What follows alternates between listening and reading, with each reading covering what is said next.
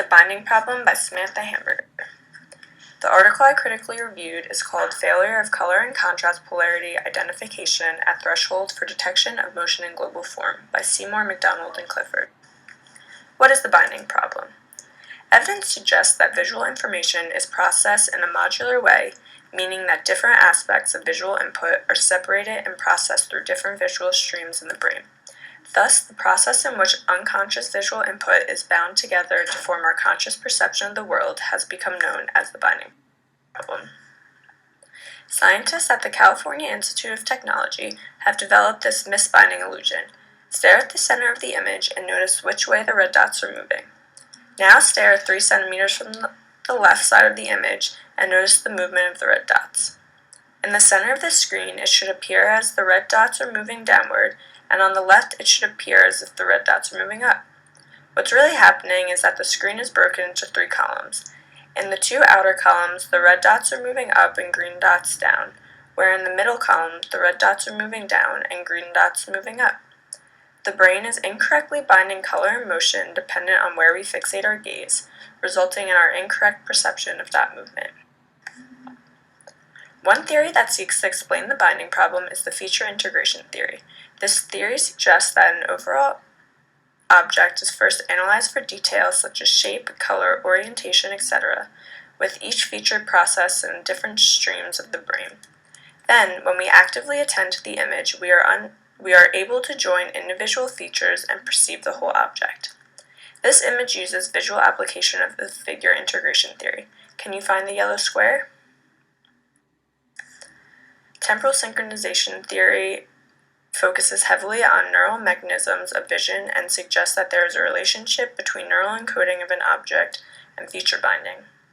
According to the temporal synchronization theory, neurons fire in sync depending on aspects of our visual input that they are encoding, and object features are encoded in synchronization, accounting for any binding problems.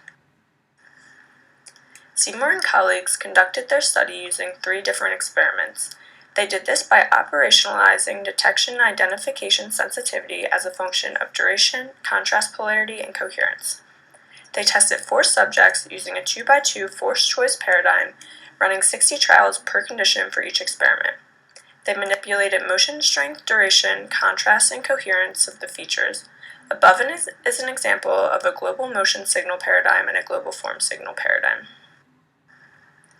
The binding cost index operationalized cost of binding, defined as the magnitude of performance deficit between detection and identification.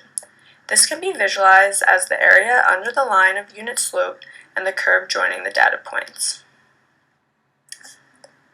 The binding cost also provides a means of comparison across experimental groups and visual processing streams. Overall, on every trial, binding performance was lower than detection performance. Generally, binding exerted greater costs across visual processing streams. However, this was only a factor when time was involved. Prior to the study, the experimenters gathered baseline measures of participants in one randomly selected condition, the form contrast condition.